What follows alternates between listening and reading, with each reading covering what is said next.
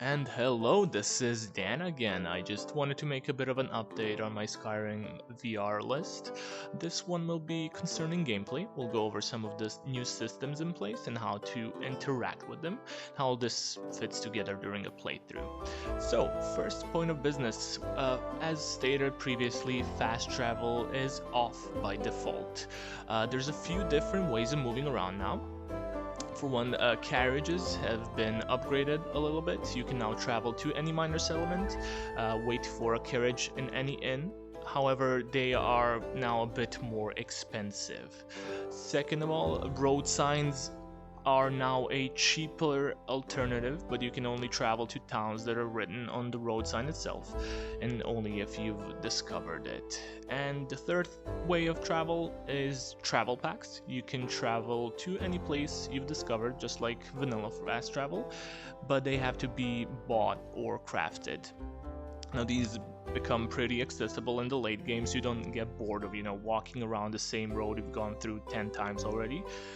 These all feel nicely balanced and they give you a bit of an incentive to explore. Now the second thing we have are needs. So we have hunger, thirst, and exhaustion, the usuals. I didn't really want to make this a hardcore survival list or anything. These are here just as an incentive to visit a tavern every now and then while traveling and to make food actually useful. Now, I think that in vanilla Skyrim you really have no reason to actually go to an inn, but now there's plenty of useful stuff in them. We're using Sunhelm as well as Gourmet on top of it. I've tweaked it a little bit so that you'll have to eat or drink probably around once or twice a day. Nothing major, but being well fed, well rested gives you a little bit of a boost to your stats. Also, food and drinks have more meaningful buffs now, and they regenerate your stats over a longer period of time. So, it pays off to be well prepared before a fight. Another reason to visit taverns and rest is that you can only level up when you sleep. Now, this keeps you from, the usual Skyrim mechanic of storing level ups and healing mid-fight, which I think is a bit unfair. Of course, you can still spend perk points. Alright, so next up we have exploration. So there's plenty of new locations, dungeons, towns. Most vanilla locations and dungeons have been redesigned, so there's plenty of stuff to do and to see. Now, while traveling, you can also find some new hidden collectibles. There's ice claws that permanently increase your carry weight. I think it's by 2 or 3, something like that, as well as sky shards, which give you a perk point if you collect 3 of them. Encounter zones and loot have also been reworked. We're using container loot integration, which combines a few different loot mods. It's open world loot as a base with a few different additions. So now chests and other lootables have very, logical loot. More expensive stuff will be much harder to find. The loot you do find will depend on the difficulty of the locks on the chests, and boss chests will all actually have some more interesting loot. Most locked chests will also have a key for them lying around somewhere, so if you're not playing a thief, you can actually bypass some of the harder locks if you can actually find a key. This makes it so that you don't find, ebony armor on a random bandit or some insanely high-level loot in an early point of your playthrough, and it just keeps everything balanced. I've gone through a lot of testing and I've tried to get it, as balanced as possible. On the topic of loot, we have plenty of new armors and weapons, a lot of additional spells, and they're all integrated into the world. I use Sentinel as a base with a lot of new stuff on top. Try to make it so that most of the armors and weapons I've added have a way of being either looted or found. I really just don't like when you have a cool armor set and it's only craftable. It kind of makes me forget about it. Try to keep this stuff grounded and a bit low fantasy, so no over the top 10 feet tall monster hunter swords or anything like that. We're going for a more medieval / dark fantasy theme here. Now, a really big part of this is combat. It's gone through a lot of work, and my main idea here was keeping stuff balanced, interactive, and kind of realistic. We're using a very new mod, we're using armor. So that's a.r.m.o.r as a base, along with gravitas combat. I've done an insane amount of testing with this. Tested out different combat mods, combinations of combat mods, and this is really what felt the best for what I'm going for here. So now there's a big focus on the kind of gear and armor you have. For example, being in full armor now will make you really well protected, but you'll also be a lot slower than, let's say, a mage or a thief. Each weapon has a set chance to bypass armor and deal more damage, so what you wear and what you use will really have an impact on how you play the game.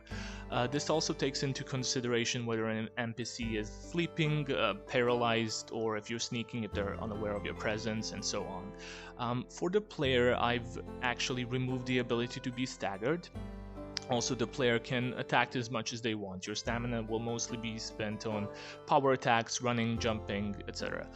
I really feel that in VR you don't need to lose stamina when you're attacking, because you already do that in real life.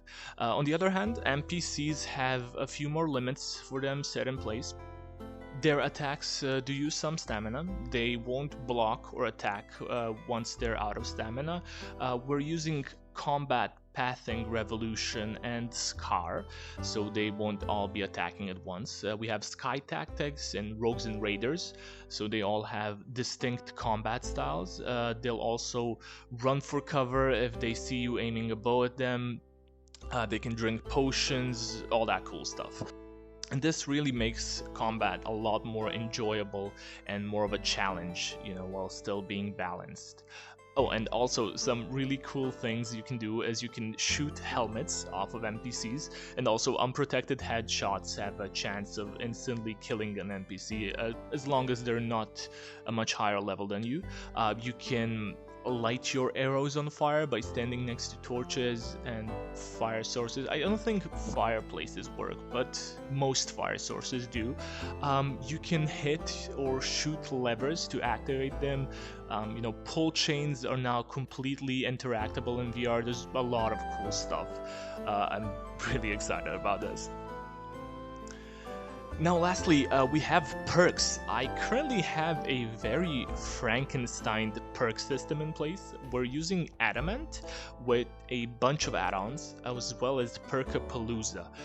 So now there's a huge amount of perks you can spend. I do like Adamant because it does feel pretty balanced, doesn't feel too over the top, but I really hate the lack of perk points you can spend. This is mainly to keep things interesting at higher levels without making you insanely overpowered. Also, some game mechanics are unlocked through perks now. For example, you need to level up your enchanting to unlock the conduit mechanic. If you know the usual VR grabbing your sword with a flame spell, that's now behind the perk tree. And a few things are also locked behind the alteration tree, like ward blocking and stuff like that. I will do a little bit more testing with this, but it seems pretty fun for now. Now, looking at all of these perks, you might wonder, how can I get all these perks? Oh my god, I'm gonna be very underpowered by level 30. No, there's currently plenty of new ways to acquire perks. The aforementioned Sky Shards give you a perk once you've discovered 3 of them. There's also a version of the Sky Shard that can spawn in boss chests and gives you a full perk. Completing some major quests grants you a perk, and every Stone of Baron Zaya will give you a perk point.